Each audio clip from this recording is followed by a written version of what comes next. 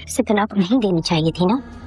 अगर तुम झूठी साबित हो गई तो मैं खुद आपकी जिंदगी से दूर चली जाऊंगी कि ये घटिया इल्जाम मुझ पे किसने लगाया।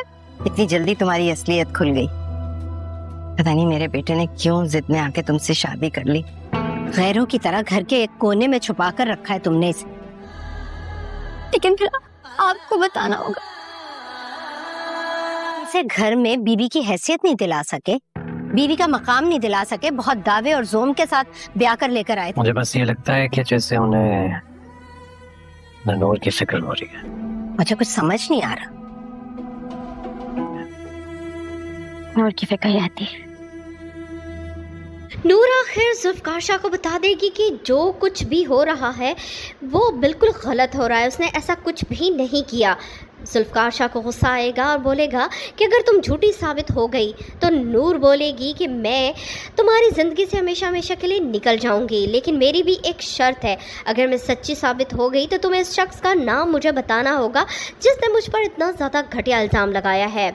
नूर यहाँ खामोशी से रह रही है, लेकिन इस बार जुल्फकार शाह की माँ को एहसास हो रहा है कि उसने बहुत गलत किया। अपने बेटे की ज़िद के आगे झुक गई और ऐसी लड़की को ब्याह कर ले आई जो उनके ख़ानदान के बिल्कुल भी काबिल नहीं।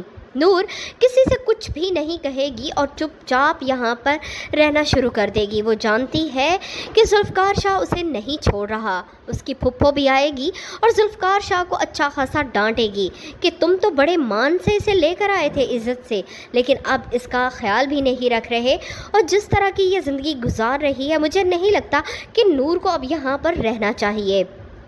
सालार की बीवी सालार से बहुत ज़्यादा खफा होगी, उससे कहेगी कि तुम्हारी माँ को तुमसे ज़्यादा नूर की फ़िक्र सताए रहती है। सालार की बीवी सालार पर भी शक करेगी। सालार को बहुत गुस्सा आएगा और उसे लगेगा कि नूर की वजह से ही उसका घर ख़राब हो रहा है, इसीलिए नूर को कॉल करके वो उसे धमकी देगा कि अगर वो चैन से नहीं रहा तो उसे भी नहीं रहने देगा।